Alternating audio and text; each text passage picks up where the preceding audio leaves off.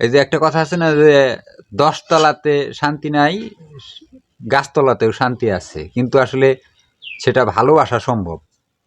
এই যে দেখেন আমার ওয়াইফ এই যে আম কাটতেছে, এই মেয়েটা দেখতেছেন কত কাবু হয়ে গেছে, শুকিয়ে গেছে। এই মেয়েটা কিন্তু এরকম ছিল না।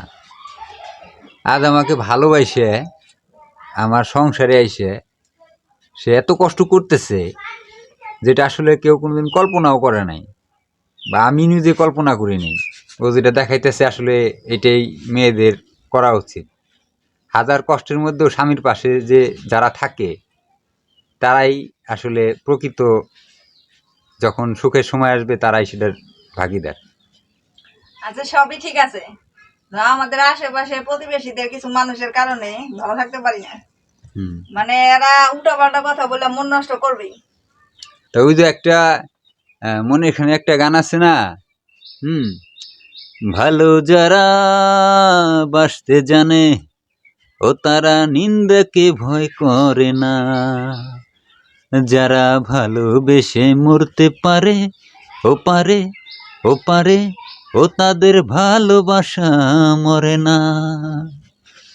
নিন্দুকেরা নিন্দা নিয়ে ব্যস্ত সারাক্ষণ, আমি শুধু তোমাকে চাই, চাই যে তোমার মন। আসসালামু আলাইকুম বন্ধুরা, আশা করি সবাই ভালো আছেন। আজ মা আচার বানাইতেছে। তবে জীবনে চলার পথে অনেক ধরনের অভিজ্ঞতাই আমাদের হয়। আজকে কিছু মনের দু একটা দুঃখের কথা বলবো আপনাদের। আজ কিছু আত্মীয় স্বজন মনে করায় দেয় এই কষ্টগুলোর কথা, মনে করতে চাই না কিন্তু করায় দেয়। আপনারা যারা অনেকে মনে করেন যে আপনাদের আত্মীয় স্বজন যারা বড়লোক আছে, তারা আপনাদের হেল্প করব, এটা আসলে ভুল ধারণা। এই আশা যদি আপনি করেন যে কোনো আত্মীয় স্বজন আপনার হেল্প করে, আপনি একটু অসুবিধায় আছেন, আপনি এটাই না উপরে উঠায় নিব, তাইলে আপনি আসলে এখনো ঘোরের মধ্যে আছেন, আপনি পিনিকে আছেন। কথাটা এই কারণে বলতেছি, পিনিকে আছেন। প্রথমত আপনার কোনো আত্মীয় স্বজন ভাই বেড়াদার যদি টাকা লা পয়সা লা হয়, নয় আপনার ফোন ধরা বন্ধ করে দিব, না হলে কোনো সাধারণ বিষয় নিয়ে আপনার সাথে ঝগড়া লাগাইব, যেন সে আপনার সাথে না মিশে বা আপনি যেন তার সাথে না মিশেন। কিছুর জন্য আপনি যদি তার সাথে মিশেন তাহলে হয়তো বা তার টাকা আছে, আপনার হেল্প করতে হইব, সেজন্য আপনার সাথে মিশবো না, আপনার সাথে যোগাযোগ রাখবো না। সেটা আপনার খালাতো ভাই হোক, মামাতো ভাই হোক, বা আপনি নিজের আপন ভাই বোনও হতে পারে। কিন্তু আপনি দেখবেন যে দেখা গেল যে আপনার কোনো ভাই বা আপনার কোনো বোন তার ভালো টাকা পয়সা অবস্থাশালী হয়েছে, দেখবেন আপনার অন্য আত্মীয় স্বজন যাদের টাকা পয়সা আছে তারা ঠিকই মিল আছে। দেখবেন যে ঈদ আসলে তা করে 10,000 20,000 টাকার মার্কেট একজন আর একজনে করে দিতেছে। বাট দেখা যাব যে আপনার আর একজন আত্মীয় আছে, সে খুব সিম্পলভাবে সাধারণভাবে আছে, তাকে তারা 500 টাকা দিয়েও হেল্প করব না। দুনিয়াটা, বর্তমান দুনিয়ার মানুষদের স্বভাব এরকম হয়ে গেছে। আসলে এটা তো আসলে মুসলিম জাতির স্বভাব না। মুসলিম জাতির যে স্বভাব তারা সেটা নিয়ে গেছিল খ্রিস্টানরা। যেরকম খ্রিস্টানরা একজন বিপদে থাকলে 10 জন যদি পয়সাওয়ালা থাকে তারা 10 জন মিলে একজনের উপর উঠায় নেয়। এটা আমরা সবাই জানি। কিন্তু আমাদের মুসলমানের ভিতরে এখন শুধু নামধারী মুসলমানই আছে। আসলে প্রকৃতপক্ষে তারা মুসলমান দাবি করলেও আসলে মুসলমান নাই। তারা শুধু মুখে মুখেই মুসলমান। আর এই জিনিসটা বুঝতাম না, পকেটটা যখন খালি হয়েছে তখন নিজের আত্মীয় স্বজন, ভাই বিরাদার, বন্ধু বান্ধব এদেরকে চিনতেছি। তবে পকেট ফাঁকা হইলে দুনিয়াকে চিনা যায়, বোঝা যায়। সেজন্য ফাঁকা পকেটকে ধন্যবাদ। আর আল্লাহ তাআলাও মনে করেন যে ভাই এই ফাঁকা পকেট দিয়েই মানুষকে চিনায় যে আসলে তুমি যাদেরকে আপন ভাবো, তুমি যাদেরকে এতদিন আপন ভাবছো, আসলে কি তারা আপন, না হেরা তোমার পর। আবার এই জীবনে চলার পথে এমন আপনি পাইবেন যে যার সাথে আপনার কোনো রক্তের সম্পর্ক নাই, কিন্তু সে আপনার বাপের কাম করে দিতেছে। আসলে ভাই, মানুষ মানুষের পাশে দাঁড়াইতে, মানুষের চরিত্র দেখাইতে আত্মীয় হইতে হয় না, ভাইও হইতে হয় না, বন্ধু কি কয় যে রক্তের ভাইও হইতে হয় না, এটি কিছু কোনো বিষয় না। আমরা সবাই আল্লাহ তাআলার সৃষ্টির জীব, সৃষ্টির সেরা জীব, মুখে মুখে বলি। আসলে এই সেরাটা হইতে গেলে যেটা দরকার সেটা হলো মন।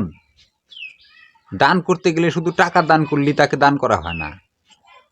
হ্যাঁ, দান করতে গেলে আপনার মন থাকতে হয়। আপনার টাকা নাই, আপনি একজনকে ভালোবাসা দেন, ওটাই আপনার জন্য বড় দান। কিন্তু সেই দানটাও এখন মানুষ করে না, খুবই কষ্টের ব্যাপার। এই যে দেখেন আমার ওয়াইফ, এই যে আম কাটতেছে, এই মেয়েটা দেখতেছেন কত কাবু হয়ে গেছে, শুকিয়ে গেছে। এই মেয়েটা কিন্তু এরকম ছিল না। আজ আমাকে ভালোবাসে আমার সংসারে আইসে সে এত কষ্ট করতেছে, যেটা আসলে কেউ কোনোদিন কল্পনাও করে নাই, বা আমি নিজে কল্পনা করিনি। ও যা করতেছে আসলে আমিও ওর কাছ থেকে এতটুকু আশা করিনি। ও যেটা করতেছে, ও যে নাকি সারা জীবন বিল্ডিংয়ের ভিতরে বসবাস করে আসছে, সে আমার বাড়িতে এসে মনে করেন যে এই খরিদের আনতেছে, মানে গ্রামের মেয়েদের সাথে পাল্লা ধরে, মনে করেন যে গ্রামের বইরা যে হয়ে পাল্লা ধরে যা করে ও তাই করতেছে, এবং কি তাদের সাথে ভালো কিছু করে দেখাইতেছে, আর সেটা দেখে সবাই অবাক হইতেছে। আসলে এই যে একটা কথা আছে না যে 10 তলাতে শান্তি নাই, গাছতলাতেও শান্তি আছে, কিন্তু আসলে সেটা ভালোবাসা সম্ভব। ভালোবাসা দেওয়া সম্ভব।